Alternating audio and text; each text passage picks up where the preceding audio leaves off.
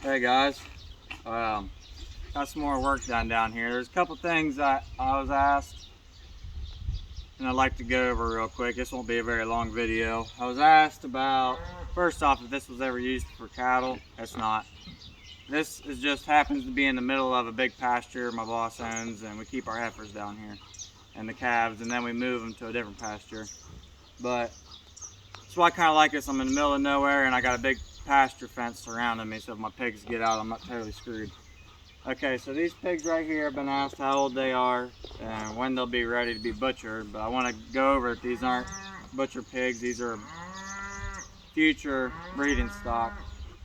They're wattle mixed with a little bit of everything, I believe.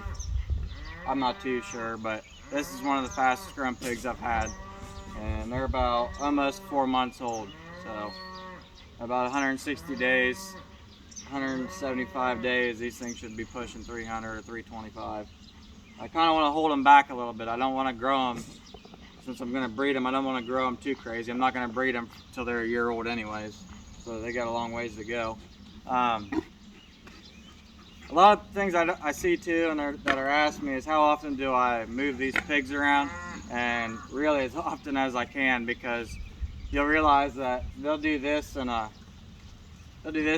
week or two. Your pen will be nice and grown up, and they'll come through and they'll wipe it out. Now, the bigger pigs are a little bit easier on pastures and pens. They don't root as bad. They eat the grass really instead of root it up. And then I've been asked how I move the pigs around. It's not easy. It's never easy, especially when you're by yourself. Now, you can have your own. You can make your own cutting board out of plywood. Luckily, I've worked in some hog confinements. I know a couple buddies that work in huge hog confinements, and I was able just to snatch a couple of these off of them. And so if I didn't have one of these or was given these, I would just go ahead and make one out of 1/4-inch plywood. Don't make one out of cheap plywood, because these pigs, they damn near break these in half sometimes. So if you make it out of cheap plywood, you're not gonna have it very long. So I kind of like these, and I can get them by the dozen almost. Now can you see good? I got this pen done, and it's got plenty of grass and everything in it. I kind of want it to grow up a lot. I want it to get real thick in there before I put these gilts in there. These guys still got a good bit of grass to go before I kick them out of here. But this is a decent pen for 3 to 4 gilts right here. Maybe 3 sows in the winter time, 2 sows in the summertime when it's hot.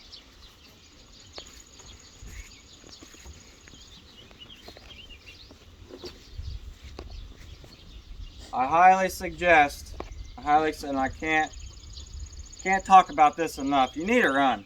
You need a way to get your pigs around. Like, you need your way to without loading them up, to move them with the pins. You need a run. And I'm telling you right now, this isn't even tall enough. I'm 6 foot tall. This is to my waist. This is a little bit over 3 foot tall. And to be honest with you, this isn't tall enough. And I know people tell me I'm a liar, that it's plenty tall for a pig. It's not. A 500-pound sow, if her life depends on it, it's going to cross this run. Now, this pen right here is a 6x8. I left one side open for the summertime. And you need to have an extra pen for your pigs. I want to stress that enough to people, that you need to have an extra pen. And in all reality, I'll probably just put my boar in here.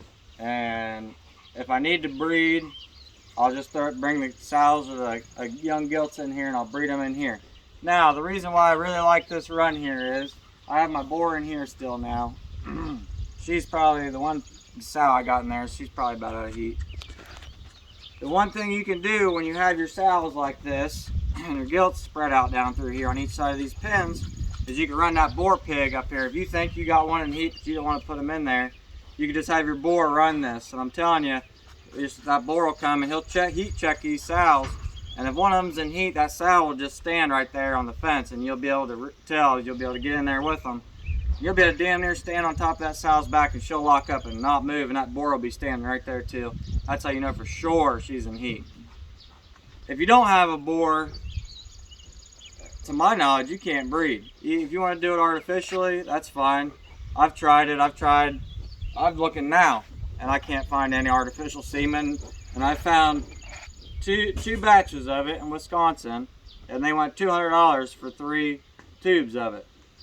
that's for one sow.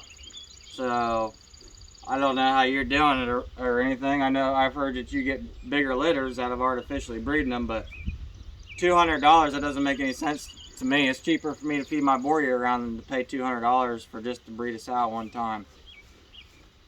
If you do know something that you don't need a boar to artificially breed them, which from all I know, you need a boar, let me know, put it in the comments. I kind of just wanted to show you how I'm building out here and how I got this run here, and I wanted to explain about, you know, keep your sows in one area. No matter if they're different groups, keep them in one area. That way you can have your boar come through here and heat check all your sows, especially if you only have one boar. In all truth, I want to say that I don't want to make this a long video. All truth, you only need one boar. You don't need a boar per pen. You only need one boar. Find you a good breeding boar, and you only need one. Don't go get you 2-3 boars thinking you're going to need them. There's 12 sows down here. That one boar's plenty fine on all of them. Checks all of them and it gets it done on all of them. That's just something I kind of wanted to explain to you guys. I've had a couple guys already ask me some questions. And then all these pens are being within hot wire.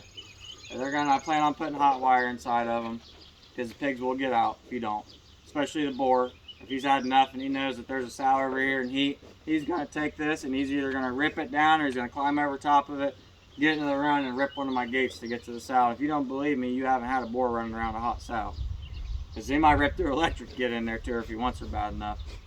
That's what I figured I'd show you guys. My next project is to get the roof finished on the farrowing house there. And like I said, if you have any comments, man, just ask me. I'm not doing this to get a bunch of subscribers. I'm doing this to try to help people that are doing it on their own. And maybe it'll help me get my name out there a little bit. Like I said, if you got any questions, just ask. And that's about it for the day.